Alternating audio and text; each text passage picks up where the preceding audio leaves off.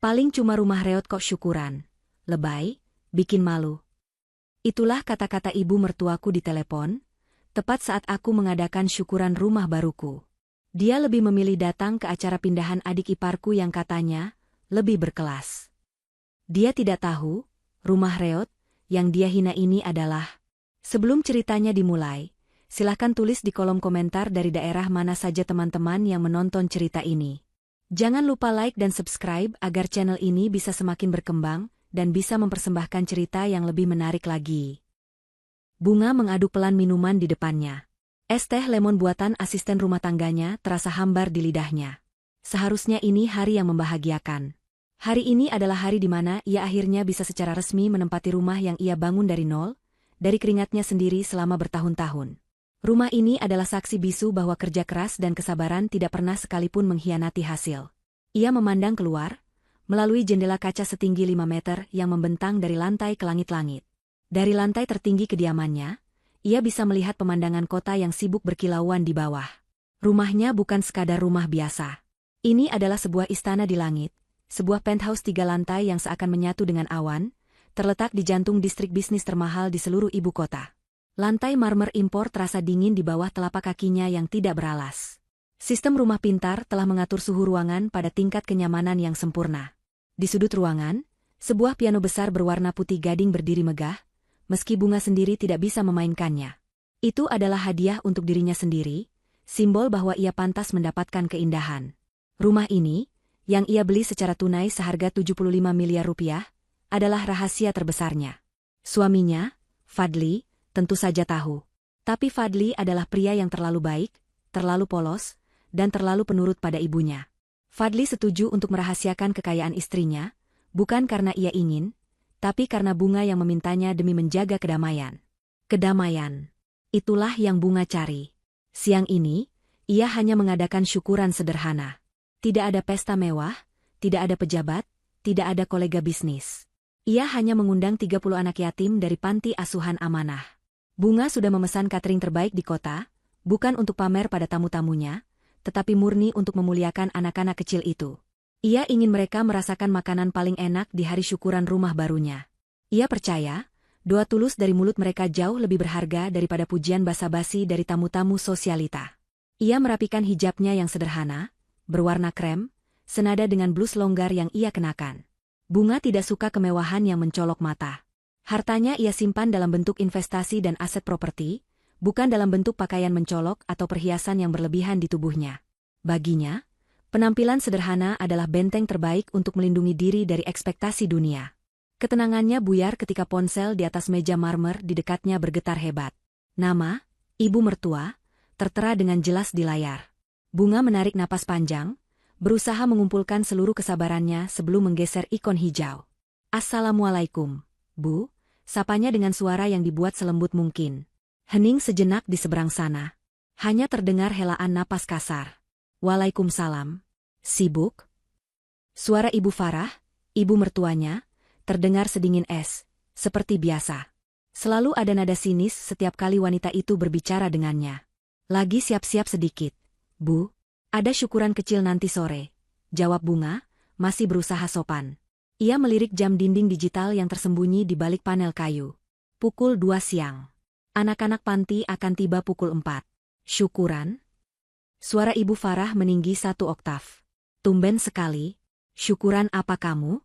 Dapat arisan? Bunga memejamkan matanya sejenak. Syukuran pindah rumah, Bu. Terdengar tawa mengejek yang keras dari seberang telepon. Tawa itu begitu tajam dan menusuk, membuat telinga Bunga terasa panas.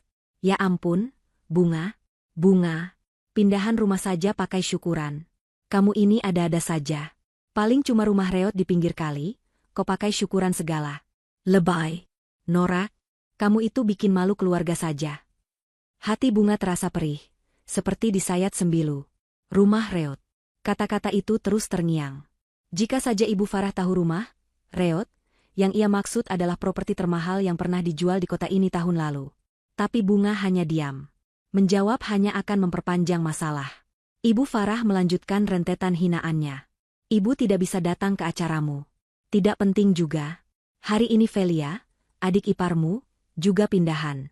Nah, Kalau itu baru pindahan namanya.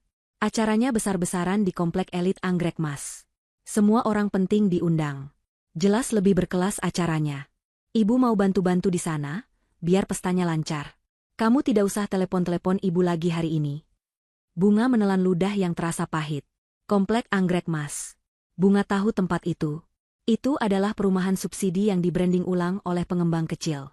Rumah tipe 45 yang harganya tidak seberapa. Tapi ia tidak akan mengatakan itu. Iya, tidak apa-apa, Bu, jawab Bunga, suaranya nyaris berbisik. Hanya itu yang bisa ia katakan. Salam untuk Velia, ya.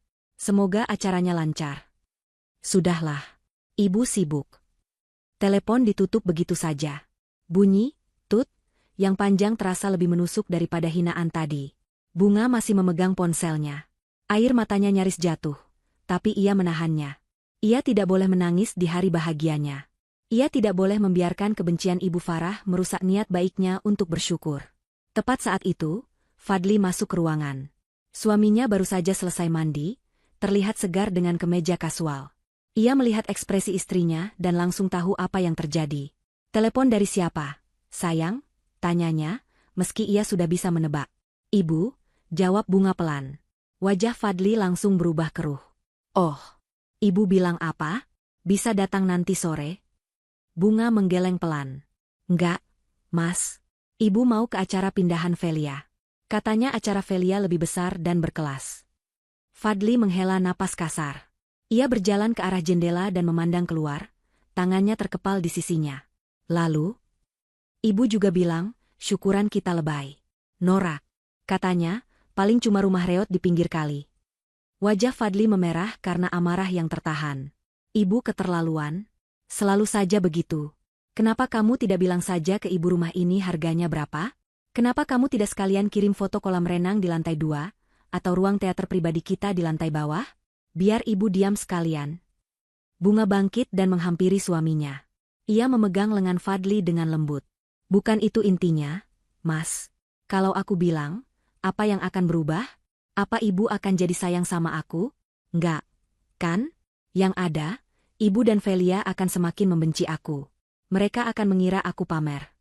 Tapi aku tidak tahan kamu dihina terus, Bunga. Suara Fadli terdengar frustrasi. Kamu istriku. Kamu sukses. Kamu punya segalanya. Tapi di mata ibuku, kamu selalu salah. Selalu kurang. Biarlah, Mas. Bagiku, yang penting penilaian Allah dan penilaian kamu. Omongan ibu, anggap saja angin lalu, kata Bunga menenangkan. Mereka tidak perlu tahu. Belum saatnya. Biarlah mereka menikmati pesta, berkelas, mereka. Bunga melihat keluar jendela lagi. Dari kejauhan, ia bisa melihat keramaian di komplek Anggrek Mas yang memang tidak terlalu jauh dari sana. Ia hanya tidak habis pikir, mengapa Ibu Farah dan Velia tidak pernah bisa bahagia melihat orang lain bahagia. Fadli memeluk istrinya. Ia tahu Bunga jauh lebih kuat darinya. Tapi dalam hatinya, ia berjanji, suatu saat nanti, ia akan membuat ibu dan adiknya melihat siapa Bunga sebenarnya. Namun Bunga hanya ingin kedamaian. Ia melepaskan pelukan suaminya. Sudah, Mas. Sebentar lagi anak-anak panti datang. Aku mau cek catering di bawah. Ia berjalan keluar ruangan, meninggalkan Fadli yang masih menatap pemandangan kota dengan perasaan campur aduk antara marah, sedih, dan tidak berdaya. Pukul 4 sore tepat, bus mini yang disewa Bunga tiba di lobi bawah gedung penthouse. 30 anak berseragam batik rapi turun dengan tertib. Mata mereka berbinar takjub melihat kemewahan lobi utama gedung yang lebih mirip lobi hotel bintang 7. Petugas keamanan yang sudah briefing oleh Bunga menyambut mereka dengan ramah, mengarahkan mereka ke lift pribadi yang langsung menuju unit Bunga di 3 lantai teratas. Bunga dan Fadli menyambut mereka di depan pintu lift.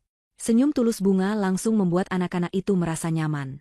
Assalamualaikum, Kak Bunga, Kak Fadli, sapa mereka serempak. Waalaikumsalam, anak-anak hebat, balas Bunga, berjongkok untuk menyamai tinggi mereka. Ayo masuk. Jangan sungkan, ya. Anggap rumah sendiri. Tapi jangan pakai alas kaki, lantainya bersih dan dingin. Anak-anak itu terkikik geli. Mereka melepaskan sepatu dan sandal mereka dengan tertib di rak yang sudah disiapkan. Begitu mereka melangkah masuk, keheningan melanda. Mulut mereka ternganga. Mereka memandang langit-langit yang tinggi, lampu kristal yang berkilauan, dan pemandangan kota yang terhampar luas dari balik jendela kaca raksasa. "Kak, ini rumahnya Kak Bunga?" tanya seorang anak perempuan yang paling kecil, jarinya menunjuk ke kolam renang infinity pool yang terlihat di balkon lantai 2. "Iya, sayang. Ini rumah kakak. Ayo, kita duduk di karpet sana. Kita baca doa bersama, ya," ajak Bunga lembut. Acara berlangsung hikmat dan hangat. Jauh dari kesan, lebay, atau norak, seperti yang dituduhkan Ibu Farah. Mereka membaca surat Yasin bersama, dipimpin oleh pengasuh panti. Doa-doa tulus mengalir untuk keberkahan rumah baru Bunga dan Fadli. Selesai berdoa, Bunga membagikan makanan dari catering terbaik. Anak-anak itu makan dengan lahap. Mata mereka berbinar bahagia.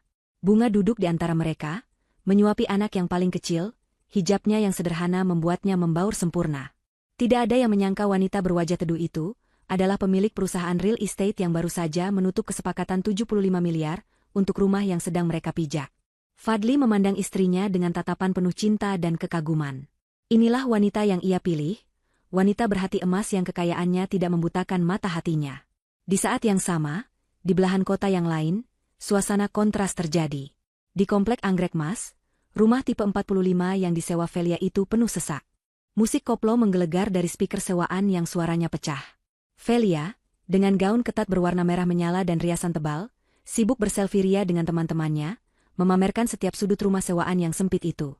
Ibu Farah duduk di kursi kehormatan yang sengaja disiapkan di teras, mengipas-ngipas badan dengan kipas tangan, wajahnya penuh kesombongan. "Lihat, Jeng. Sukses kan anak gadisku, si Velia? Baru lulus kuliah sudah bisa pindah ke komplek elit. Nggak kayak mantuku yang satu lagi itu, si Bunga. Kasihan sekali anakku si Fadli.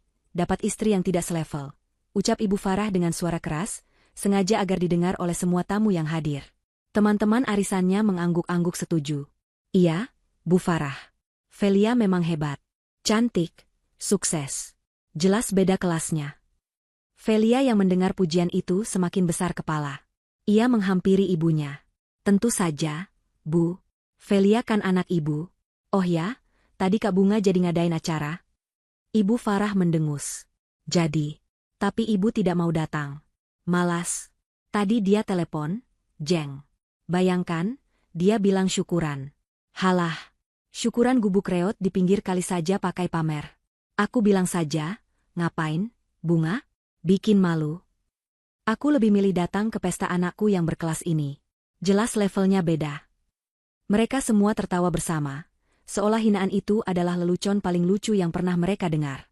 Fadli, yang sedari tadi mencoba menelepon ibunya sekadar untuk basa-basi, mendengar tawa dan hinaan itu dari seberang telepon. Ia sengaja tidak mematikan panggilannya. Ia ingin Bunga mendengarnya sendiri. Tapi Bunga, yang baru saja selesai membagikan amplop berisi santunan dan beasiswa untuk anak-anak panti, hanya tersenyum tipis. Ia mengambil telepon dari tangan Fadli dan mematikannya. "Sudah, Mas. Tidak perlu didengarkan," katanya tenang. Acara syukuran Bunga selesai menjelang maghrib. Anak-anak panti pulang dengan wajah ceria, membawa bingkisan, amplop, dan kenangan indah. Setelah rumah kembali sepi, Bunga dan Fadli sedang bersantai di ruang keluarga ketika bel berbunyi. Indi, kakak perempuan Bunga, datang dengan wajah lelah. Ia baru saja mendarat dari perjalanan bisnis di Singapura. "Dek, maaf, Mbak telat banget. Gila, macetnya Jakarta ini," seru Indi sambil menyeret kopernya masuk. Kemudian, ia berhenti. Matanya membelalak. Mulutnya terbuka. Ia memandang berkeliling lobi penthouse itu. "Dek, Bunga." Indi melepaskan pegangan kopernya. Ini, astaga, ini rumahmu?" Bunga tersenyum. "Iya, Mbak. Ayo masuk. Baru sampai." Indi tidak bergerak. Ia berjalan pelan, tangannya menyentuh dinding marmer yang dingin.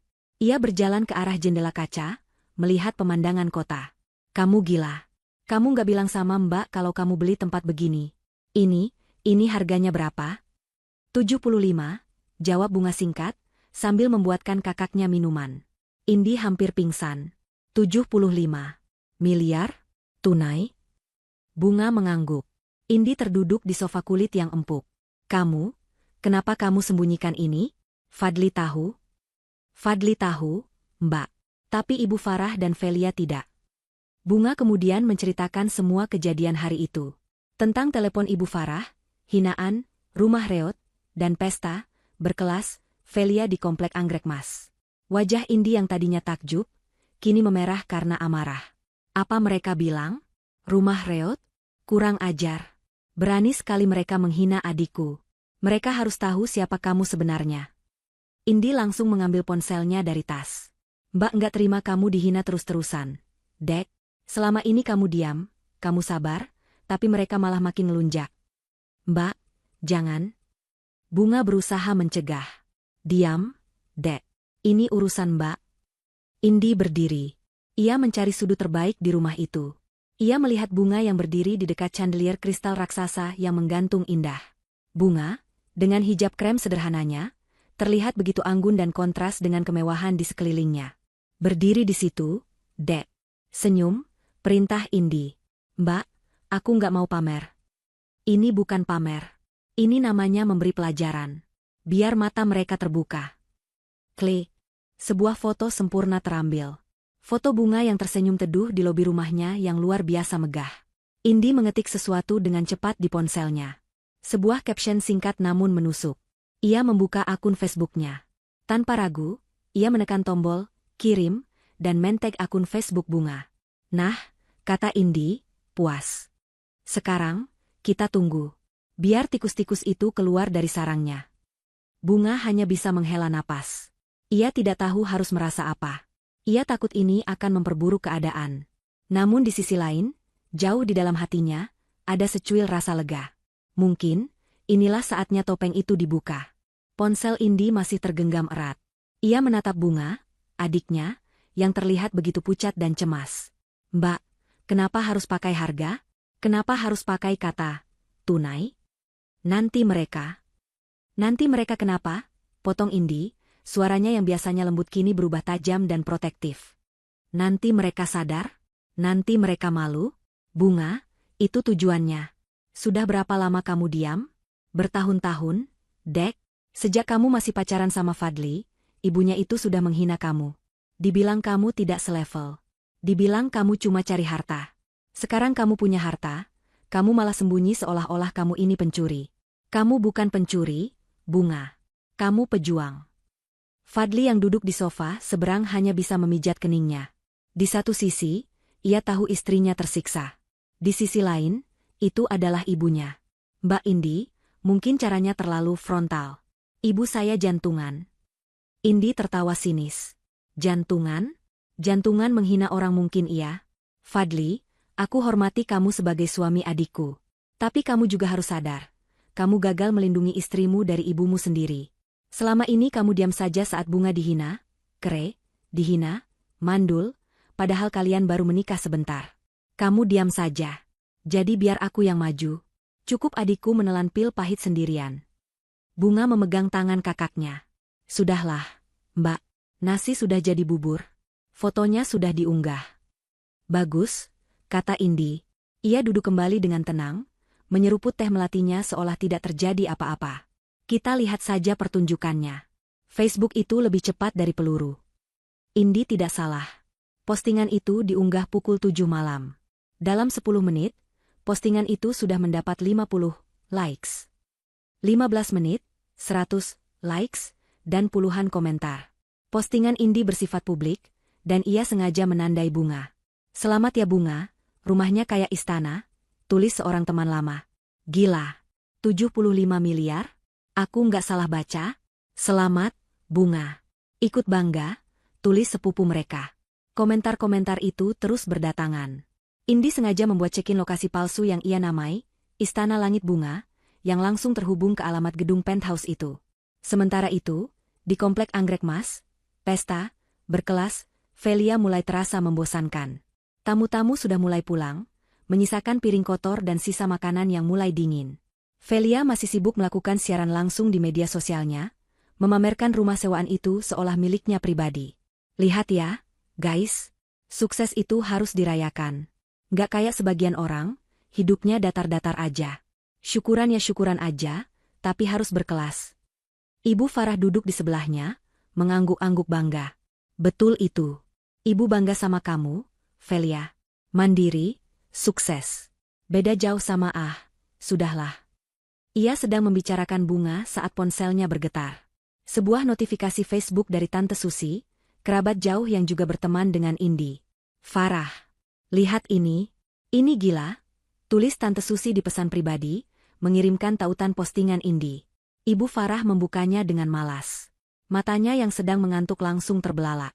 Wajahnya yang tadi berseri-seri penuh kesombongan, mendadak pucat pasi seperti mayat. Gaun merah menyala yang dikenakan Velia tiba-tiba terlihat norak di matanya. Foto Bunga. Berdiri anggun dengan hijab krem. Di sebuah lobi yang lebih mirip aula istana. Chandelier kristal berkilauan di atas kepalanya. Ibu kenapa? Tanya Velia, kesal karena ibunya tidak memperhatikan siaran langsungnya. Ibu Farah tidak bisa bicara. Tangannya gemetar hebat. Ia menunjukkan layar ponsel itu ke wajah Velia. Velia membaca caption itu. Pertama, ia membacanya pelan. Lalu ia mengulangnya dengan suara lebih keras, seolah tidak percaya. Selamat adikku Bunga, berhasil membeli rumah impianmu sendiri, seharga 75 miliar tunai. Sun. Musik koplo yang tadi menggelegar tiba-tiba terasa seperti suara sumbang. Velia merebut ponsel itu dari tangan ibunya. Ia perbesar fotonya. Itu Bunga.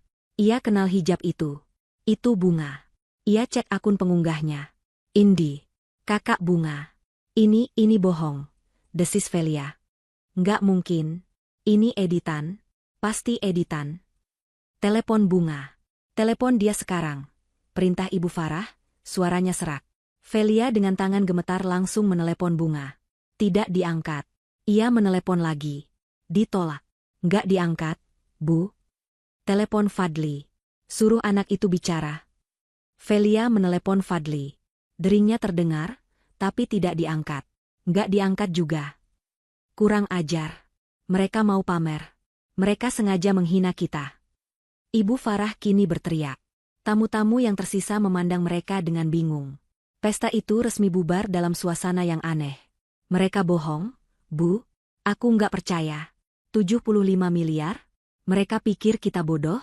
Paling itu rumah sewaan buat foto. Bunga kan licik, kata Velia, berusaha meyakinkan dirinya sendiri. Kalau begitu, kita harus buktikan, kata Ibu Farah. Matanya menyala penuh amarah dan rasa malu yang tak tertahankan. Kita ke sana sekarang. Kemana? Ke alamat yang di-tag Indi. Istana Langit Bunga. Ibu tahu gedung ini? Ini gedung penthouse paling mahal di pusat kota. Ayo. Ibu Farah dan Velia, tanpa mengganti baju pesta mereka yang mencolok, langsung berlari ke mobil sewaan mereka. Mereka meninggalkan sisa-sisa pesta mereka yang berantakan. Rasa malu karena tadi siang menghina Bunga dengan sebutan rumah reot, kini membakar mereka.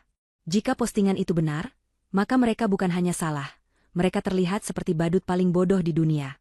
Di penthouse, ponsel Bunga yang diletakkan di meja kopi marmer itu bergetar tanpa henti. Layarnya terus menyala. Panggilan tak terjawab, 58. Panggilan tak terjawab, 72.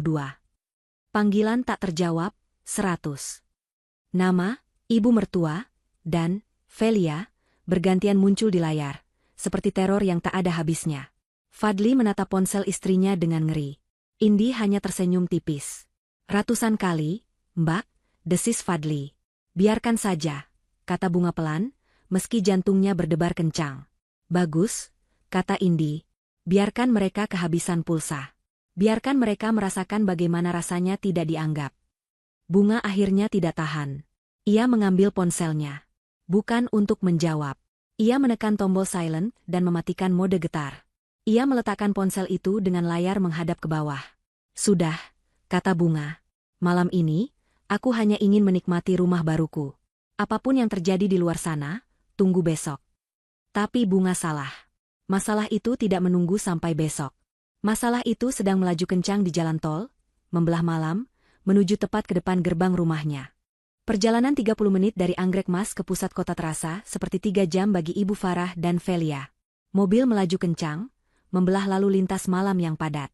Di dalam mobil, hanya ada keheningan yang menyesakan, sesekali diselingi oleh umpatan Velia atau helaan napas kasar Ibu Farah. Pikiran mereka dipenuhi skenario terburuk. Bukan skenario bahwa Bunga benar-benar kaya, tapi skenario bahwa mereka telah dipermalukan. Ibu nggak percaya, Velia. Nggak mungkin. Bunga itu dari keluarga mana? Biasa saja. Dia pasti menipu Fadli. Atau, jangan-jangan Fadli yang korupsi? Ya Tuhan. Anakku. Ibu Farah mulai menangis, tapi tangisannya lebih terdengar seperti amarah. Nggak mungkin Fadli korupsi. Dia itu terlalu lurus. Bu, terlalu bodoh, sahut Velia ketus. Ini pasti Bunga. Aku yakin dia simpanan. Simpanan pejabat kaya. Nggak mungkin dia bisa beli ginian pakai uang halal. Kita harus selamatkan Mas Fadli. Itulah yang mereka putuskan. Mereka datang bukan untuk minta maaf. Mereka datang untuk menyelamatkan Fadli dari istri yang mereka anggap licik dan sesat. Itu membuat harga diri mereka sedikit lebih baik. Mobil mereka akhirnya tiba di depan gedung pencakar langit yang menjulang angkuh. Gedung itu berkilauan, dilapisi kaca dan baja. Sangat kontras dengan komplek anggrek mas yang becek dan sempit. Ibu Farah dan Velia turun dari mobil. Gaun pesta merah Velia dan kebaya penuh payet Ibu Farah terlihat sangat salah tempat di lobi yang tenang dan berkelas itu. Permisi, kami mau ke unit penthouse Bunga, kata Ibu Farah galak kepada petugas resepsionis di lobi utama. Petugas yang berseragam rapi itu menatap mereka dengan tatapan profesional, namun sedikit bingung. Maaf, Ibu. Unit penthouse memiliki lobi pribadi di lantai atas. Ibu harus memiliki akses kartu khusus. Apakah Ibu sudah ada janji dengan Ibu Bunga? Janji? Saya ini mertuanya. Saya tidak perlu janji, bentak Ibu Farah. Mohon maaf, Bu. Peraturannya tidak bisa begitu. Semua tamu harus diumumkan, jawab petugas itu dengan tenang, tapi tegas. Alah, minggir. Velia mendorong petugas itu dan berlari menuju lift. Tapi lift itu tidak bergerak. Dibutuhkan sidik jari atau kartu akses. Velia. Ibu Farah. Hentikan. Tiba-tiba, seorang kepala keamanan internal yang bertubuh tegap menghampiri mereka. Tolong jangan buat keributan. Jika Ibu benar kerabat, silakan hubungi Ibu Bunga untuk menjemput Ibu di lobi. Dia tidak angkat telepon. Kami sudah menelepon ratusan kali. Raung Velia, frustrasi. Kalau begitu, saya tidak bisa mengizinkan Ibu naik. Ibu Farah dan Velia akhirnya diantar ke lift barang, menuju satu lantai khusus di bawah penthouse yang memiliki gerbang keamanan internal sendiri. Ini adalah satu-satunya akses tamu yang tidak terdaftar. Mereka tiba di sebuah ruangan steril berlapis baja, dengan pintu setinggi 3 meter di depan mereka. Di samping pintu itu ada intercom dan kamera CCTV. Silakan tekan belnya, Bu, kata petugas keamanan, yang kemudian berdiri menjaga di jarak yang sopan. Ibu Farah menekan bel itu dengan kasar. Berkali-kali. Bunga. Buka. Ini Ibu. Bunga. Kamu dengar Ibu, kan? Buka pintunya, teriaknya. Velia ikut menggedor-gedor pintu baja itu. Kak Bunga. Keluar. Jangan sembunyi. Mau jadi penipu kamu, ya? Keluar. Di dalam penthouse, di ruang kontrol keamanan yang canggih, Bunga, Fadli, dan Indi melihat semuanya di layar monitor 4K yang besar. Mereka melihat Ibu Farah yang menggedor pintu dengan brutal. Mereka melihat Velia yang berteriak-teriak seperti orang kesetanan. Mereka bisa mendengar suara jeritan itu dengan jelas, meski tanpa perlu menyalakan audio. Wajah Bunga sudah basah oleh air mata. Ini terlalu memalukan. Mas. Ibu, Mas. Bisiknya, hatinya hancur. Wajah Fadli memerah karena marah dan malu. Tangannya terkepal. Ia malu melihat kelakuan ibu dan adiknya. Mereka sudah gila, desisnya. Indi hanya menatap layar dengan dingin. Rekam ini, Fadli. Rekam semuanya. Ini bukti bagus. Kak Indi, seru Bunga tidak percaya. Buka pintunya, Mas Fadli. Suruh mereka masuk, pinta Bunga. Aku nggak tahan lihat ibu teriak-teriak begitu di luar. Fadli baru saja akan bangkit, tapi Indi menahannya. Jangan. Belum saatnya. Biarkan mereka lelah. Bunga. Buka. Atau ibu panggil polisi. Kamu pasti menipu, kan? Rumah semahal ini, kamu pasti jual diri. Teriakan Ibu Farah itu terdengar samar-samar bahkan melalui pintu baja. Dan teriakan itulah yang membuat Bunga berhenti menangis. Hatinya yang tadi perih, kini terasa beku. Jual diri. Ibu mertuanya sendiri menuduhnya seperti itu. Fadli yang mendengar itu menggeram.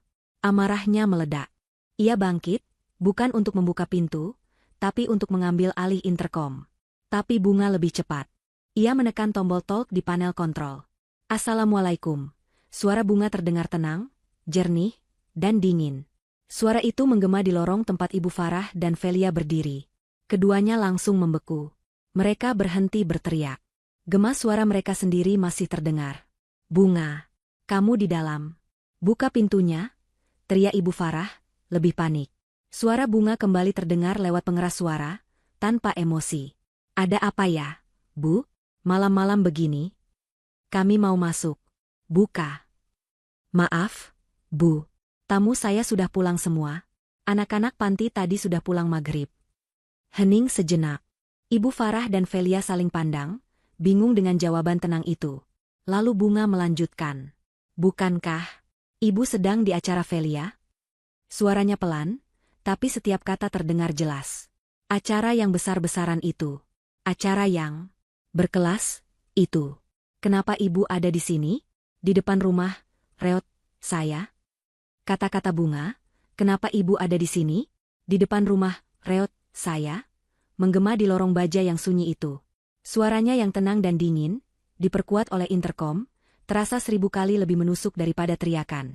Ibu Farah dan Velia membeku. Wajah mereka yang tadi merah karena marah dan berteriak, kini pucat pasi. Hinaan yang mereka lontarkan siang tadi kini, kembali menghantam wajah mereka dengan kekuatan penuh. Kata, reot, yang mereka ucapkan dengan sombong, kini terdengar seperti sebuah lelucon bodoh yang menertawakan diri mereka sendiri. Velialah yang pertama kali pulih dari keterkejutan. Rasa malunya langsung berubah menjadi amarah yang lebih besar. Gak usah sombong kamu, Bunga. Buka pintunya. Kamu sengaja pamer, kan? Mau menghina kami. Ibu Farah gemetar. Tuduhannya yang sembarangan, jual diri, kini terasa sangat salah. Ketakutan yang samar mulai merayapinya. Jika Bunga benar punya rumah ini, maka Bunga bukanlah orang yang bisa ia injak-injak lagi. Wanita yang ia hina-hina ternyata memiliki kekuasaan yang tak pernah ia bayangkan. Tapi egonya yang setinggi langit, menolak untuk kalah. Bunga, jangan kurang ajar kamu sama mertua. Ibu bilang buka. Fadli, kamu di mana? Suruh istrimu buka pintunya.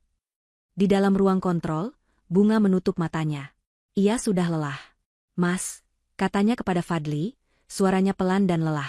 Suruh petugas keamanan bawa mereka ke lobi utama kita. Biar mereka masuk lewat pintu depan. Fadli mengangguk. Ia sudah tidak bisa berkata-kata lagi. Ia malu, marah, sekaligus kasihan. Ia menelepon kepala keamanan. Tolong antar Ibu Farah dan Velia ke lobi penthouse 3. Ya, biarkan mereka masuk. Indi menatap Bunga. Kamu yakin? Setelah semua ini? Mereka sudah di sini, Mbak. Biar sekalian selesai malam ini juga, jawab Bunga. Ibu Farah dan Velia dijemput oleh petugas keamanan dan dibawa kembali ke lobi utama gedung. Dengan prosedur yang kaku, mereka diantar menuju lift pribadi yang berbeda. Lift ini tersembunyi di balik panel kayu jati yang elegan. Begitu pintunya terbuka, Ibu Farah dan Velia terkesiap. Interior lift itu dilapisi kuningan yang berkilau, dengan cermin setinggi dinding dan lantai marmer berpola rumit. Ini bukan lift. Ini seperti ruang singgasana mini. Perjalanan naik terasa sunyi dan lambat, padahal lift itu melesat sangat cepat. Jantung Ibu Farah berdebar kencang. Pintu lift terbuka tanpa suara, dan mereka tidak melangkah ke sebuah lorong. Mereka melangkah langsung ke dalam rumah Bunga. Pemandangan yang menyambut mereka adalah persis seperti yang ada di foto Indi. Namun, foto itu tidak ada apa-apanya. Foto itu tidak bisa menangkap skala kemegahannya. Mereka berdiri di sebuah aula yang langit-langitnya setinggi 3 lantai, dihiasi chandelier kristal raksasa yang membiaskan cahaya ke seluruh ruangan, menciptakan ribuan pelangi kecil. Lantai marmer putih tanpa celah membentang luas, lebih luas dari seluruh rumah sewaan Velia. Dindingnya bukan tembok, melainkan jendela kaca utuh yang menyuguhkan pemandangan gemerlap kota Jakarta di malam hari. Mereka seperti sedang berdiri di angkasa. Di tengah aula itu, di atas sofa bludru berwarna zamrud yang harganya mungkin setara dengan mobil, duduklah Bunga, Fadli, dan Indi. Mereka bertiga menatap lurus ke arah lift, menunggu. Bunga tampak tenang, hijab kremnya masih rapi. Indi menatap dengan senyum sinis. Fadli berdiri, wajahnya keras dan tidak bisa dibaca. Ibu Farah dan Velia terpaku. Mulut mereka ternganga. Mata mereka liar memandangi setiap detail. Lukisan master di dinding, patung perunggu di sudut, piano besar di dekat jendela. Mereka lupa tujuan mereka datang. Mereka lupa amarah mereka. Yang ada hanyalah syok. Rumah reot, desis Velia pelan, lebih kepada dirinya sendiri. Ia menelan ludah. Gaun merahnya yang mencolok tiba-tiba terasa murah dan norak di ruangan itu. Ibu Farah, setelah beberapa detik yang terasa seperti selamanya, akhirnya menemukan suaranya. Tapi suaranya tidak ditujukan pada Bunga. Ia berjalan pelan ke arah Fadli, matanya berkaca-kaca. "Fadli, anakku." Fadli tidak bergerak. "Fadli, ini semua ini rumah kamu, nak?" tanya Ibu Farah, suaranya bergetar. Inilah satu-satunya penjelasan yang bisa diterima otaknya. Kamu diam-diam kaya? Ya Tuhan, nak, kamu korupsi? Kamu dapat uang dari mana? Ngaku sama ibu." Velia langsung menyambar. "Pasti. Ini pasti uang Mas Fadli. Kak Bunga kan gak punya apa-apa. Dia cuma beruntung dinikahi Mas Fadli. Ngaku, Mas, gak berkah punya harta haram. Ibu benar, ini pasti hasil korupsi."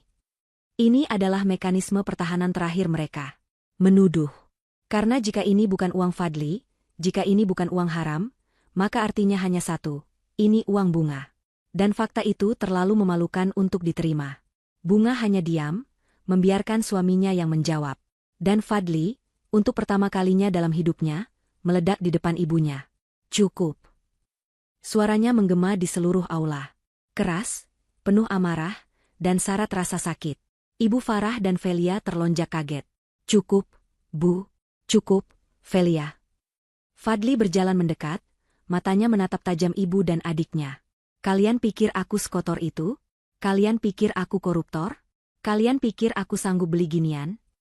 Lalu ini apa, Mas?" cicit Velia, takut. Fadli menunjuk ke arah Bunga, istrinya, yang masih duduk tenang. "Kalian lihat dia?" Semua mata tertuju pada Bunga. Ini 100% rumah Bunga. Dibeli pakai uangnya Bunga. Lunas. Tunai. 75 miliar. Ini uang dari perusahaannya Bunga. Perusahaan yang dia bangun dari nol, saat kalian sibuk menghina dia, kere, dan nggak selevel. Fadli menarik napas, suaranya bergetar karena emosi yang tertahan. Ini uang halal. Uang hasil dia banting tulang. Uang hasil dia kerja sampai jam 3 pagi setiap malam, sementara kalian tidur nyenyak. Uang hasil dia sabar, saat kalian terus-menerus menginjak harga dirinya. Ini bukan uangku. Bukan uang haram. Ini uang istriku. Istri yang kalian sebut reot. Keheningan yang terjadi setelahnya lebih memekakan daripada teriakan Fadli.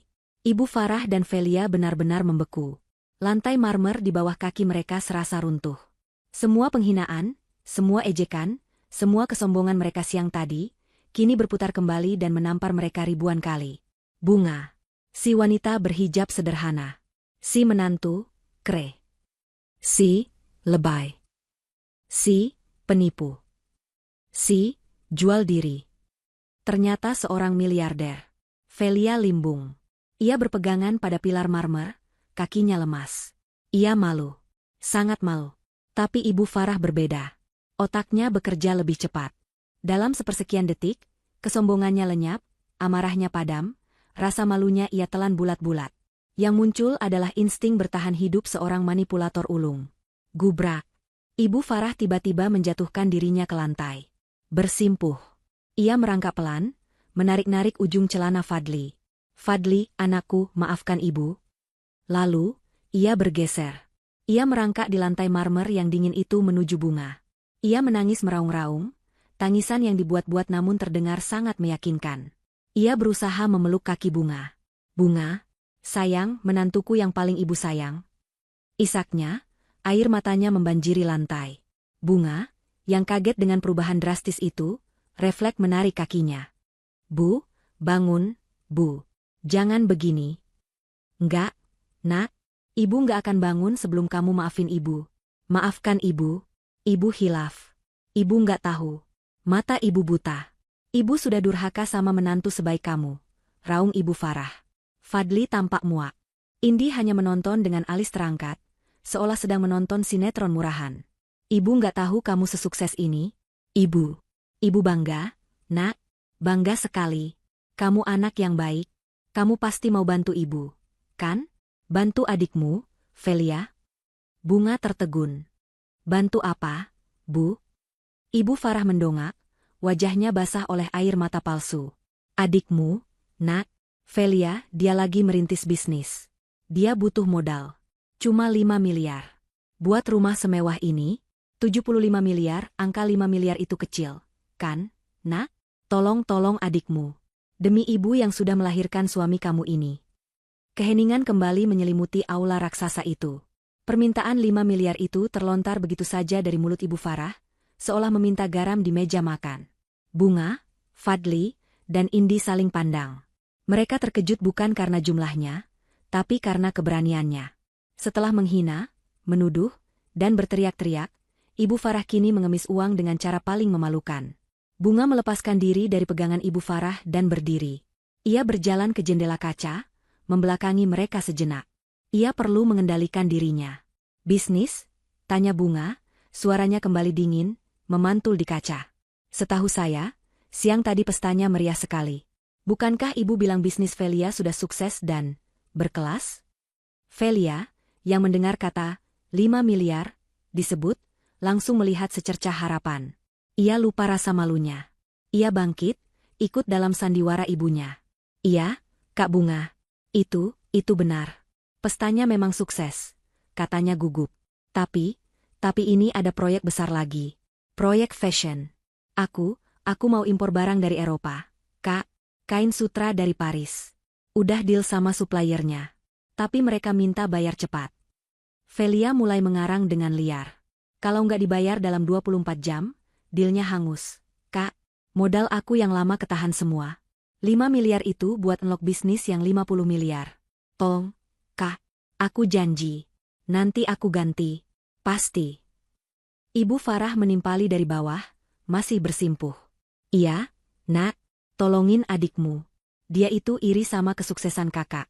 Dia juga mau sukses kayak kakak.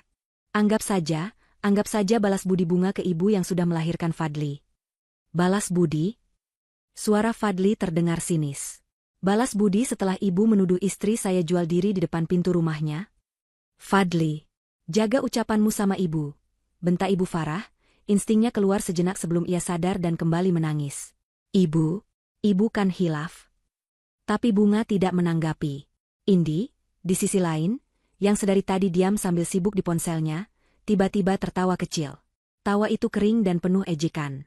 Bisnis fashion dari Eropa, ya? Kata Indi, berjalan pelan menghampiri Velia. Bukan bisnis bayar utang pinjol? Wajah Velia langsung seputih kertas. Apa maksud Mbak Indi? Aku nggak ngerti. Nggak ngerti? Indi menyorongkan layar ponselnya ke depan wajah Velia.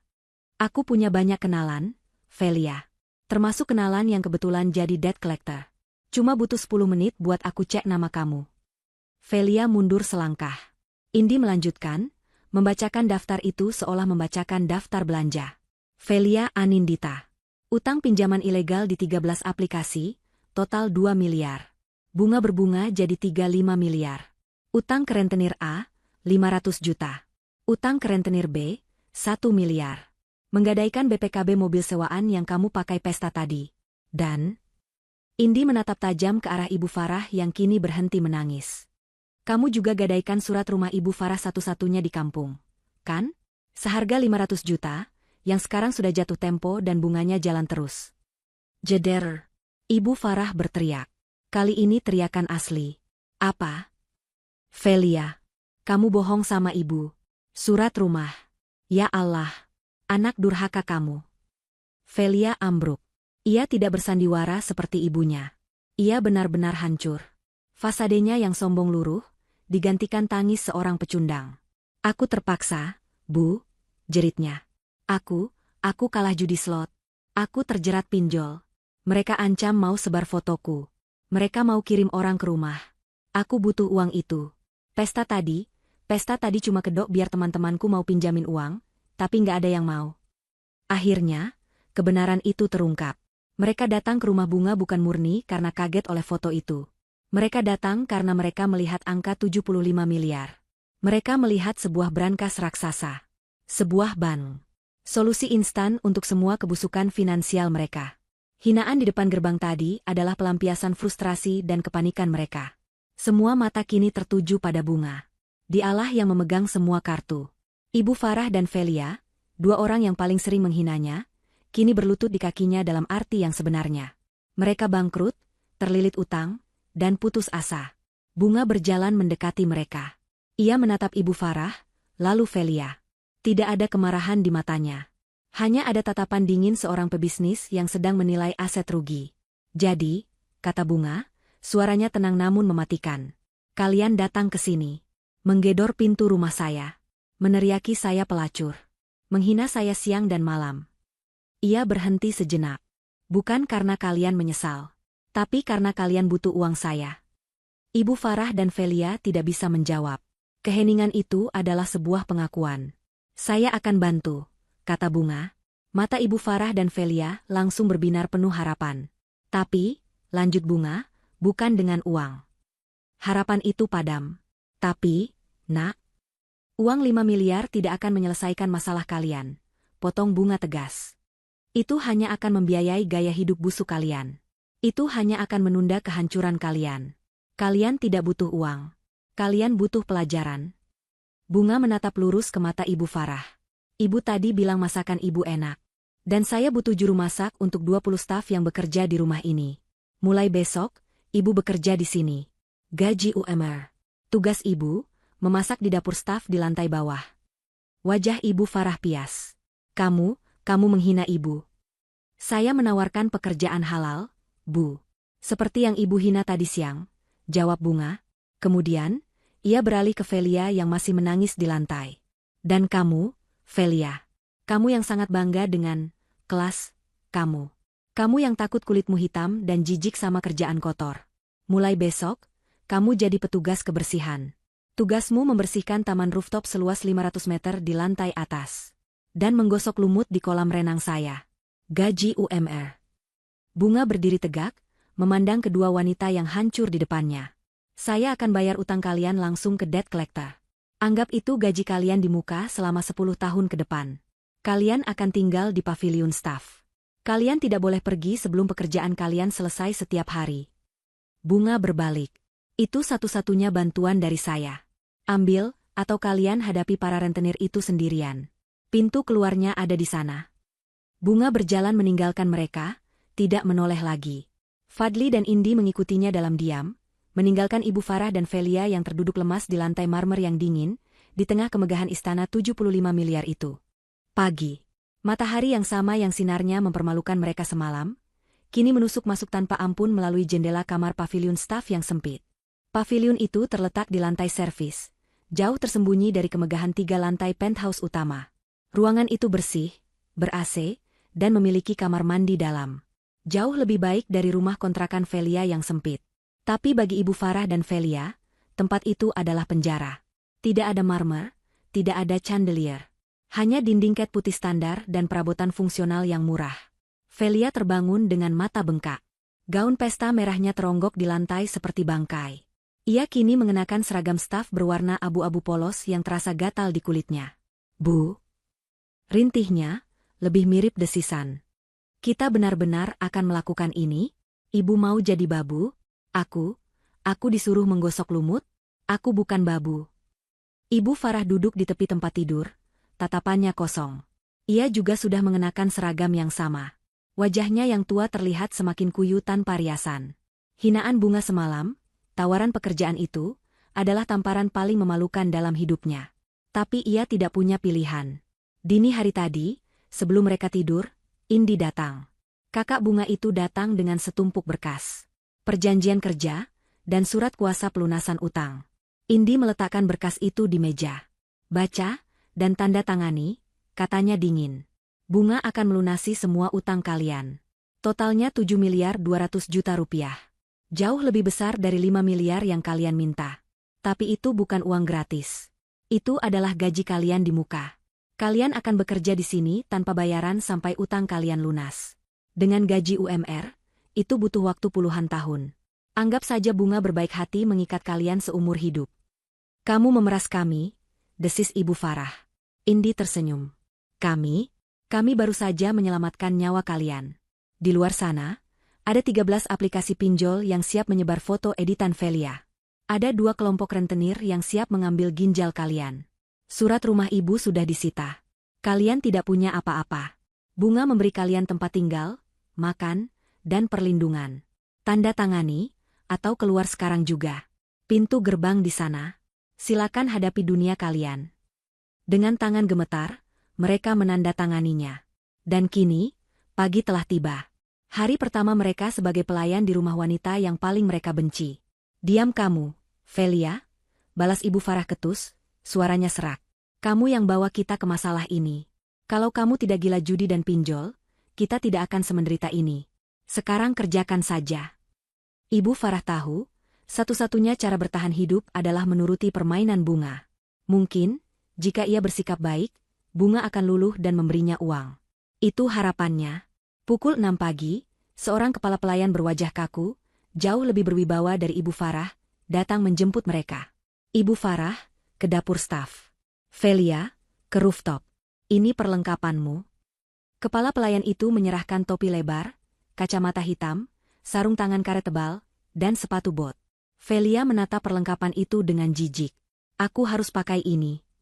Tentu saja. Matahari di rooftop jam 8 pagi sangat terik. Nona Bunga tidak ingin stafnya pingsan kepanasan. Jawab kepala pelayan itu datar, lalu pergi. Dimulailah karma mereka. Ibu Farah, yang biasa memerintah dan menghina masakan Bunga, kini berdiri di dapur staf yang panas. Ia harus memasak untuk 20 orang. Satpam, tukang kebun, asisten rumah tangga, dan teknisi gedung. Ia harus memotong bawang dalam jumlah besar, membersihkan sisik ikan, dan mengaduk nasi dalam panci raksasa. Tangannya yang biasa terawat kini kapalan dan bau amis. Para staf lain, yang tahu cerita mereka dari kepala pelayan, hanya menatapnya dengan campuran kasihan dan ejekan halus. Mereka tidak berani menghina, tapi sikap profesional mereka terasa lebih dingin. Di lantai atas, di rooftop, neraka Velia baru saja dimulai. Taman itu indah, seluas 500 meter persegi. Penuh dengan bunga impor dan tanaman langka. Tapi merawatnya adalah kerja keras. Velia harus menyangi gulma di bawah terik matahari. Kulitnya yang ia banggakan, yang ia rawat dengan skincare mahal, hasil utang, kini memerah dan terbakar. Setelah taman, ia harus beralih ke kolam renang infinity pool yang berkilauan. Tugasnya, menggosok lumut di dinding keramik di bawah permukaan air. Ia harus berjongkok, menggosok dengan sikat kasar, sementara air klorin merusak kukunya yang baru saja ia manikur. Puncaknya terjadi siang hari. Saat Velia sedang berkeringat, menggosok lantai di dekat kolam, Bunga keluar. Bunga tidak sendirian. Ia bersama beberapa wanita sosialita lain, teman-teman bisnisnya. Mereka semua berpakaian elegan, tertawa-tawa, hendak bersantai di tepi kolam. Bunga, dengan hijab stylish dan kacamata hitam mahal, berjalan melewatinya. Velia, yang melihat Bunga, refleks berdiri. Ia berharap Bunga akan menyapanya, atau setidaknya memandangnya. Tapi Bunga hanya meliriknya sekilas. Pandangannya dingin dan datar. Ia tidak melihat Velia sebagai adik ipar. Ia melihatnya sebagai staf kebersihan. Tolong bersihkan di sebelah sana, Mbak, kata Bunga sopan, menunjuk ke sudut lain. Airnya jangan sampai mengenai tamu saya. Velia membeku. Mbak. Bunga memanggilnya, Mbak, panggilan standar untuk pelayan. Teman-teman Bunga memandang Velia dengan tatapan bertanya. Dia staf baru kamu, Bunga? Rajin sekali, kata seorang wanita. Bunga tersenyum tipis. Iya, dia sedang training. Masih harus banyak belajar. Harga diri Velia hancur berkeping-keping. Di depan teman-teman Bunga, ia diperlakukan tidak lebih dari sekadar keset. Ia ingin berteriak, tapi ia ingat perjanjian yang ia tanda tangani. Ia ingat utangnya. Dengan air mata menggenang, ia hanya bisa mengangguk. Baik, Nyonya. Ia berbalik dan kembali menggosok lantai. Sementara di belakangnya, ia mendengar Bunga dan teman-temannya tertawa sambil memesan jus jeruk. Hari-hari berlalu menjadi minggu. Pola yang sama terus berulang. Ibu Farah dan Velia bekerja dari matahari terbit hingga terbenam. Mereka makan di dapur staf, terpisah dari pemilik rumah. Mereka kelelahan. Tidak ada lagi sisa kesombongan. Fadli bersikap profesional. Ia tidak pernah bicara pada ibu dan adiknya di luar urusan rumah. Ia sibuk mendampingi Bunga, mengurus kerajaan bisnis istrinya yang kini ia ketahui sangat besar. Fadli telah memilih. Ia memilih istrinya. Ibu Farah dan Velia kini hanya punya satu sama lain. Di kamar sempit mereka di malam hari, mereka tidak lagi bertengkar. Mereka mulai bersekongkol.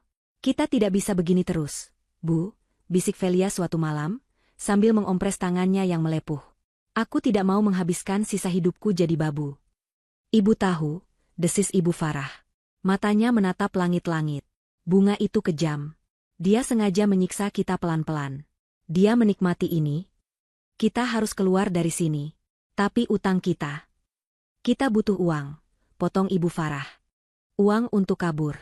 Uang untuk memulai hidup baru. Uang untuk balas dendam. Tapi dari mana? Ponsel kita disita. Kita diawasi 24 jam. Ibu Farah terdiam. Ia teringat sesuatu. Ibu tahu di mana ada uang. Banyak sekali. Velia menoleh. Di mana? Selama ini ibu kerja di dapur. Dapur itu terhubung dengan gudang penyimpanan kering. Dan di dalam gudang itu, ada satu ruangan lagi. Ruangan pendingin tua yang sudah tidak dipakai. Tapi ibu sering lihat Bunga atau Fadli masuk ke sana. Bukan untuk mengambil makanan. Lalu, kemarin, waktu ibu pura-pura membersihkan gudang, ibu melihatnya. Di balik rak-rak tepung, ada pintu baja kecil. Dan di baliknya ada brankas. Brankas tua, besar, setinggi lemari. Mata Velia berbinar. Brankas? Isinya pasti uang. Perhiasan. Pasti, desis Ibu Farah. Bunga terlalu pintar untuk menyimpan hartanya di bank atas namanya sendiri. Dia pasti menyimpannya tunai di situ. Jika kita bisa membukanya, kita bisa ambil secukupnya, lalu kabur dari negara ini. Rencana licik itu mulai terbentuk.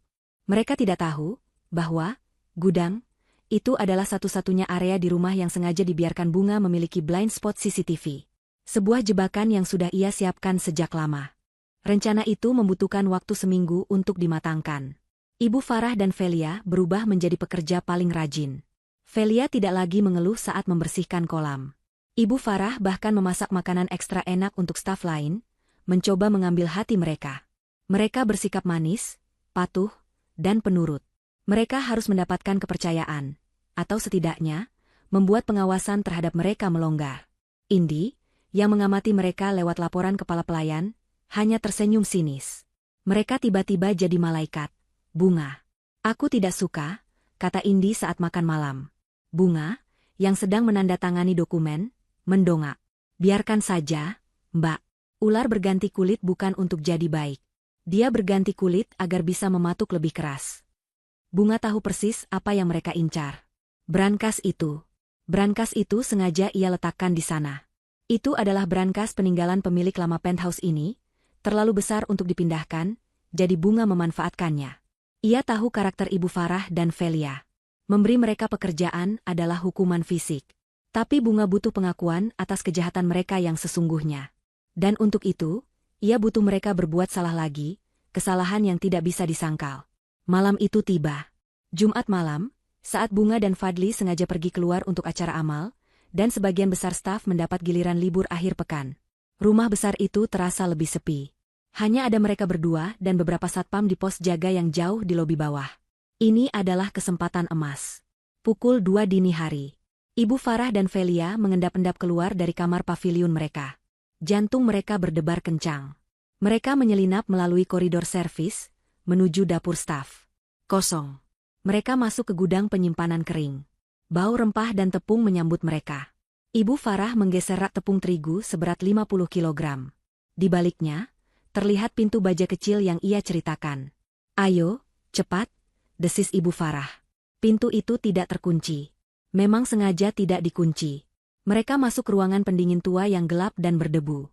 Dan di sana, di tengah ruangan, berdiri benda itu. Brankas tua berwarna hijau lumut, setinggi manusia dewasa, dengan roda putar kuno di tengahnya. Ini dia? Bisik Velia, matanya berbinar melihat bongkahan baja itu. Bagaimana cara membukanya? Tanya Ibu Farah. Aku sudah perhatikan Fadli, kata Velia bohong. Aku tahu kombinasinya. Waktu itu aku tidak sengaja melihatnya. Velia sebenarnya hanya menebak-nebak, tapi ia merasa beruntung. Ia mencoba tanggal lahir Fadli. Gagal. Tanggal lahir Ibu Farah. Gagal. Bodoh kamu, bentak Ibu Farah pelan. Pasti tanggal lahir Bunga. Si licik itu. Ibu Farah mencoba tanggal lahir Bunga. Klik. Suara itu terdengar. Tapi tidak terbuka. Coba lagi. Kombinasinya pasti berhubungan dengan bunga. Velia mencoba tanggal pernikahan Bunga dan Fadli. Klik. Mereka mencoba tanggal Bunga membeli rumah itu, yang mereka lihat di postingan Indi. Klik. Setiap kombinasi yang berhubungan dengan Bunga sepertinya menghasilkan suara. Klik, tapi pintu itu tetap terkunci rapat. Mereka mulai panik dan frustrasi. Ini tidak akan terbuka, seru Velia. Kita harus membongkarnya. Ia melihat sekeliling. Ada linggis yang tergeletak di sudut. Juga sengaja diletakkan di sana. Pakai itu, Bu. Ibu Farah, didorong oleh keserakahan, mengambil linggis itu. Ia dan Velia berusaha mencongkel pintu brankas dengan sekuat tenaga. Baja bertemu baja. Suara dentingan dan gesekan kasar terdengar memilukan di ruangan sunyi itu. Krak. Setelah berusaha hampir setengah jam, dengan keringat membanjiri seragam mereka, pintu brankas itu akhirnya terbuka sedikit. Celah kecil tercipta. Terbuka. Terbuka, seru Velia penuh kemenangan. Mereka menarik pintu itu bersama-sama. Pintu baja yang berat itu terbuka dengan derit yang memilukan. Mereka menahan napas. Siap melihat tumpukan emas batangan, gepokan uang dolar, atau berlian yang berkilauan. Tapi isinya kosong. Hampir kosong. Di dalam brankas yang sangat besar itu, tidak ada uang. Tidak ada perhiasan. Hanya ada satu kotak kayu kecil di tengah rak, di bawah sorotan lampu internal brankas yang otomatis menyala. Apa itu? Tanya Velia, kecewa berat. Ibu Farah, dengan tangan gemetar karena marah dan lelah, meraih kotak itu. Ia membukanya. Di dalamnya bukan perhiasan. Di dalamnya hanya ada sebuah flash disk kecil dan beberapa lembar kertas. Kertas-kertas itu adalah bukti transfer. Bukti transfer uang bulanan Fadli yang seharusnya untuk Bunga, tapi malah masuk rekening Ibu Farah. Bukti penggelapan uang yang Ibu Farah lakukan selama bertahun-tahun di belakang putranya sendiri. Dan di bawah kertas-kertas itu, ada sebuah amplop. Ibu Farah membukanya. Isinya adalah beberapa foto. Foto hasil cetak USG. Foto janin. Foto janin Bunga yang keguguran 3 tahun lalu. Di belakang foto itu, ada tulisan tangan, minuman, jamu peluntur, dari Ibu. Terima kasih, Bu. Rasanya pahit, tapi manjur. Wajah Ibu Farah seputih kapur. Ia ingat, 3 tahun lalu. Ia memberikan bunga jamu yang ia beli dari dukun. Ia bilang itu jamu penyubur. Padahal itu jamu untuk menggugurkan kandungan. Ia tidak ingin Bunga cepat hamil. Ia ingin Fadli menceraikan Bunga yang kere itu. Velia melihat foto itu dan kertas-kertas transfer. Bu, apa ini? Jebakan? Desis Ibu Farah, tubuhnya mulai gemetar hebat. Ini jebakan. Klang. Tepat saat itu, pintu baja gudang di belakang mereka terbanting menutup. Lampu di ruangan brankas itu padam, digantikan oleh lampu sorot terang dari atas yang menyilaukan mata. Bunga, Fadli, dan Indi berdiri di ambang pintu gudang yang kini terbuka, di belakang pagar pengaman yang baru saja turun. Wajah mereka diselimuti bayangan. Bagaimana, Bu? Suara Bunga terdengar dari pengeras suara, sama seperti malam itu di interkom. Suka dengan koleksi saya? Suka dengan isi brankas kenangan kita? Fadli menatap ibunya dengan tatapan yang tak bisa diartikan. Matanya merah, tapi bukan karena sedih. Ibu? Ibu yang membunuh anak saya? Ibu Farah dan Velia kini terjebak di dalam gudang. Tepat di depan brankas yang membuktikan semua kejahatan tergelap mereka. Ruangan gudang yang dingin itu terasa semakin sesak. Lampu sorot yang menyorot Ibu Farah dan Velia membuat mereka seperti terdakwa di panggung interogasi. Kertas-kertas bukti transfer dan foto USG itu terasa lebih berat dari tumpukan emas batangan. Wajah Fadli, yang berdiri di balik pagar pengaman, adalah pemandangan paling menakutkan yang pernah Ibu Farah lihat. Wajah putranya itu pucat, matanya merah, tapi tatapannya bukan lagi tatapan anak yang penurut. Itu adalah tatapan benci yang telah menumpuk selama bertahun-tahun. Ibu? Ibu yang membunuh anak saya? Suara Fadli terdengar lagi, lebih pelan, tapi lebih tajam. Setiap kata adalah bilah pisau. Ibu Farah tersentak dari keterkejutannya. Insting pertamanya adalah menyangkal. Selalu menyangkal. Apa? Fadli, jaga ucapanmu. Itu fitnah. Jebakan. Bunga.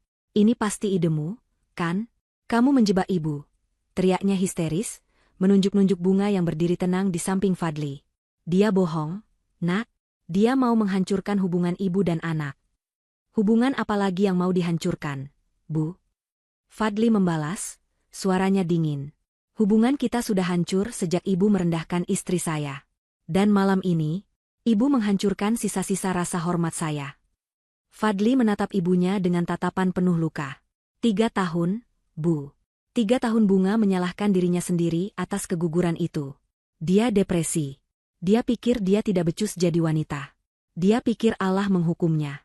Sementara dia menangis setiap malam, ternyata pembunuhnya tidur satu rumah dengan kami. Memberinya jamu, penyubur, sambil tersenyum. Velia, yang sedari tadi bingung, akhirnya mengerti. Ia menatap ibunya dengan ngeri. Bu, jamu peluntur? Ibu membunuh? Velia tidak sanggup melanjutkannya. Dia mungkin licik dan materialistis. Tapi dia tidak pernah berpikir ibunya adalah seorang monster. Diam kamu Velia. Jangan ikut-ikutan percaya fitnah ini, raung Ibu Farah. Fitnah? Suara Indi terdengar, memecah keriuhan. Ia melangkah maju, memegang sebuah tablet. Yang di brankas itu hanya kenang-kenangan, Bu Farah. Hanya pemicu ingatan. Bukti yang sebenarnya, yang tidak bisa ibu sangkal, ada di sini. Indi memutar tablet itu menghadap Ibu Farah. Sebuah rekaman video diputar. Video CCTV dari dapur rumah lama mereka, 3 tahun lalu. Menampilkan Ibu Farah sedang menuang cairan kental dari botol gelap ke dalam segelas jamu, lalu mengaduknya dan memberikannya pada Bunga yang tersenyum berterima kasih. Ini editan, sangkal Ibu Farah, meski wajahnya semakin pucat. Baik, kata Indi tenang. Ia mematikan video dan memutar rekaman audio. Terdengar suara Ibu Farah, berbicara di telepon. Benar ini dosisnya. Embok, jangan sampai salah. Saya maunya, bersih, tapi jangan sampai ketahuan. Nanti saya transfer lebih. Itu adalah rekaman percakapan Ibu Farah dengan dukun yang ia bayar, yang tanpa ia sadari direkam oleh Bunga. Bunga, yang sudah curiga sejak lama, diam-diam telah memasang perangkat lunak perekam di ponsel lama yang ia berikan kepada ibu mertuanya. Semua terungkap. Ibu Farah terdiam. Seluruh pembelaannya runtuh. Dia tidak bisa lagi menyangkal. Dia ambruk ke lantai, gemetar hebat. Bukan karena penyesalan, tapi karena ketahuan. Fadli, anakku. Lirihnya, mencoba taktik terakhirnya. Ibu ini ibumu, yang melahirkan kamu. Ampuni ibu, jangan penjarakan ibu. Fadli menatap ibunya yang kini merangkak di lantai berdebu, dan ia merasakan tidak ada apa-apa. Rasa cintanya telah mati, digantikan oleh rasa jijik. Ia memandang Bunga. Bunga menatapnya kembali, matanya menguatkan. Bunga mengangguk pelan, memberikan kekuatan penuh pada suaminya untuk mengambil keputusan. Fadli menarik napas dalam. Ia berbalik, membelakangi ibunya. Ia mengambil ponsel dari sakunya. Fadli, jangan, jerit Ibu Farah. Fadli menekan satu nomor. Halo, selamat malam. Dengan Pak Rahmat? Saya Fadli. Ya, tolong ke penthouse saya sekarang. Bawa tim Anda. Saya mau melaporkan percobaan pencurian, penggelapan, dan percobaan pembunuhan. 10 menit kemudian, polisi yang sedari tadi disiagakan oleh Indi di lobi bawah, datang. Mereka masuk dengan tertib. Ibu Farah dan Velia digelandang keluar dari gudang. Ibu Farah meronta-ronta, tidak lagi menangis, tapi mengutuk. Bunga, kamu iblis. Kamu yang merencanakan ini semua. Kamu licik. Kamu akan masuk neraka. Teriaknya, suaranya menggema di aula mewah itu. Bunga hanya menatapnya dengan tenang. Bukan saya yang licik, Bu. Saya hanya seorang istri yang menuntut keadilan untuk anak saya yang tidak pernah sempat lahir ke dunia. Neraka itu adalah apa yang ibu ciptakan sendiri. Velia hanya menangis dalam diam, wajahnya tertunduk malu, terlalu hancur untuk melawan. Keduanya digiring masuk ke dalam lift, meninggalkan keheningan yang memekakan di penthouse mewah itu. Persidangan mereka menjadi berita utama nasional. Tragedi jamu peluntur di Istana 75 miliar. Semua bukti kejahatan Ibu Farah dibeberkan di pengadilan. Penggelapan uang Fadli, penipuan, dan puncaknya, percobaan pembunuhan berencana terhadap Bunga dan janinnya. Keluarga besar yang dulu memuja Ibu Farah kini berbalik mencaci makinya. Hasilnya sudah bisa ditebak. Ibu Farah dijatuhi hukuman 20 tahun penjara. Velia, karena terbukti ikut serta dalam percobaan pencurian brankas dan kasus penipuan pinjaman ilegalnya, mendapat hukuman 5 tahun. Saat palu diketuk, Ibu Farah menjerit histeris. Ia pingsan di ruang sidang. Saat ia siuman di ruang tahanan, Ia melihat sebuah siaran berita di televisi kecil di sudut ruangan. Berita itu menayangkan Bunga dan Fadli, berdiri di depan penthouse mereka, mengumumkan sesuatu. Bukan pesta kemenangan. Mereka mengumumkan peluncuran Yayasan Harapan Bunda, sebuah yayasan amal dengan dana awal 100 miliar rupiah, yang didedikasikan untuk membantu wanita yang mengalami kesulitan hamil dan trauma keguguran. Nama yayasan itu diambil dari nama anak mereka yang telah tiada. Penyesalan dan kemarahan membakar Ibu Farah di dalam selnya. Itu adalah hukuman yang jauh lebih berat daripada penjara. 5 tahun berlalu. Kehidupan di penthouse mewah itu telah berubah. Dinding marmer yang dulu terasa dingin, kini terasa hangat. Aula yang dulu luas dan kosong, kini diisi dengan tawa anak kecil. Bunga dan Fadli, setelah melalui program bayi tabung yang didanai oleh yayasan mereka sendiri, akhirnya dikaruniai sepasang anak kembar yang lucu, laki-laki dan perempuan. Rumah 75 miliar itu akhirnya benar-benar terasa seperti rumah. Yayasan Harapan Bunda telah menjadi salah satu organisasi amal terbesar di negara itu. Bunga tidak lagi dikenal hanya sebagai miliarder misterius, tapi sebagai seorang filantropis yang mendedikasikan hidupnya untuk membantu sesama. Fadli berdiri tegak di sampingnya, bukan lagi sebagai suami yang lemah, tapi sebagai mitra yang sepadan. Ia memimpin perusahaan dan yayasan bersama Bunga. Mereka telah memutus hubungan dengan semua kerabat jauh yang dulu berpihak pada Ibu Farah, dan kini mencoba mengemis bagian dari kekayaan mereka. Waktu karma berjalan adil. Velia bebas setelah 3 tahun karena berkelakuan baik. Ia keluar dari penjara, namanya hancur. Tidak ada teman sosialita, tidak ada pesta, berkelas. Ia mencoba melamar pekerjaan, tapi jejak digital kasus penipuannya membuatnya selalu ditolak. Ia berakhir bekerja sebagai kasir di sebuah minimarket di pinggir kota, bergaji UMR, dan harus tinggal di kamar kos sempit. Setiap hari, ia melayani pelanggan sambil melihat bayangannya sendiri di kaca, teringat pada kolam renang yang pernah ia bersihkan, impian yang ia hancurkan sendiri. Ibu Farah, di sisi lain, tidak seberuntung itu. Ia dibebaskan lebih awal dari 20 tahun hukumannya, karena alasan kesehatan. Usianya yang sudah tua dan penyakit komplikasi membuatnya tidak lagi dianggap sebagai ancaman. Ia keluar dari penjara sebagai wanita tua yang renta, sakit-sakitan, dan tidak punya apa-apa. Rumah di kampung telah lama disita bank. Tidak ada keluarga yang mau menerimanya. Dalam keputusasaan, hanya ada satu tempat yang ia tuju. Suatu sore yang hujan, Bunga sedang mengawasi anak kembarnya menggambar di ruang keluarga. Fadli duduk di sebelahnya, membaca laporan. Sebuah notifikasi muncul di tablet Bunga, terhubung dengan CCTV gerbang utama gedung di lantai bawah. Bunga membukanya. Di bawah guyuran hujan deras, seorang wanita tua renta, kurus kering, dan basah kuyup, berdiri gemetar di luar gerbang baja. Wanita itu hanya menatap ke atas, ke arah puncak gedung. Itu Ibu Farah. Dia tidak menekan bel. Dia tidak berteriak. Dia hanya berdiri di sana, seperti pengemis yang putus asa. Wajah Fadli langsung mengeras. Ia hendak menelepon keamanan untuk mengusirnya. Biar saya. Bunga menahan tangan suaminya. Jangan, Mas. Hati Bunga terasa perih. Bukan karena marah, tapi karena kasihan. Melihat wanita yang dulu begitu sombong dan kejam, kini berakhir begitu hina. Bunga mengambil ponselnya. Ia tidak menelepon Ibu Farah. Ia menelepon kepala pelayannya. 1 jam kemudian, Ibu Farah masih berdiri di sana, nyaris pingsan kedinginan. Sebuah mobil sedan hitam berhenti di depannya. Bukan Bunga atau Fadli. Seorang pria berjas rapi, kepala keamanan Bunga, keluar membawa payung. Ibu Farah? Tanyanya sopan. Ibu Farah mengangguk lemah, berharap Fadli akhirnya luluh. Pria itu menyerahkan sebuah amplop tebal dan sebuah koper kecil. Ini dari atasan saya. Titipan untuk ibu.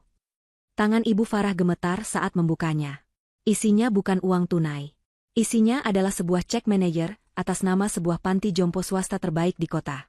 Cek itu bernilai sangat besar, cukup untuk biaya perawatannya seumur hidup. Bersama cek itu, ada sepucuk surat. Ibu Farah membukanya.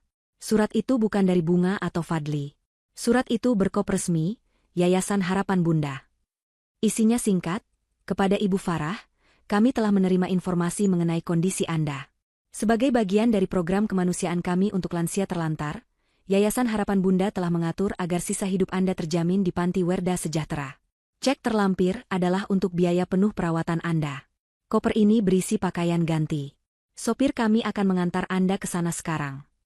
Di bawahnya, tidak ada tanda tangan pribadi. Hanya stempel resmi yayasan. Ibu Farah ambruk di trotoar yang basah, memegang surat itu. Dia menangis meraung-raung. Ini adalah tamparan terakhir. Ini bukan pengampunan. Ini bukan belas kasihan keluarga. Ini adalah amal. Bunga tidak lagi menganggapnya sebagai musuh, bahkan tidak sebagai mertua. Bunga telah menghapusnya, dan mengubahnya menjadi salah satu dari ribuan kasus amal yang ditangani yayasannya. Penyesalan itu, penyesalan karena telah menyia-nyiakan segalanya, adalah hukuman seumur hidup yang sebenarnya. Di penthouse-nya, Bunga menutup layar tablet. Ia melihat suaminya menatapnya dengan mata berkaca-kaca, penuh kekaguman. "Sudah selesai, Mas," bisik Bunga lembut. Fadli memeluk istrinya, mencium keningnya yang tertutup hijab. "Kamu wanita terkuat yang aku kenal." Bunga tersenyum, senyum pertama yang benar-benar terasa damai. Ia melepaskan pelukan Fadli dan kembali berjongkok di samping anak kembarnya. "Lihat, Bunda, aku gambar istana," kata putrinya. Bunga tertawa pelan. "Iya, sayang. Istana yang indah." Dia memandang keluar jendela, ke kota yang berkilauan. Kemenangan sejati bukanlah balas dendam. Kemenangan sejati bukanlah melihat musuhnya hancur. Kemenangan sejati adalah saat ia bisa memaafkan masa lalu, menutup pintunya rapat-rapat, dan melangkah maju menuju kebahagiaan yang ia ciptakan sendiri, di dalam istananya yang kini penuh cinta.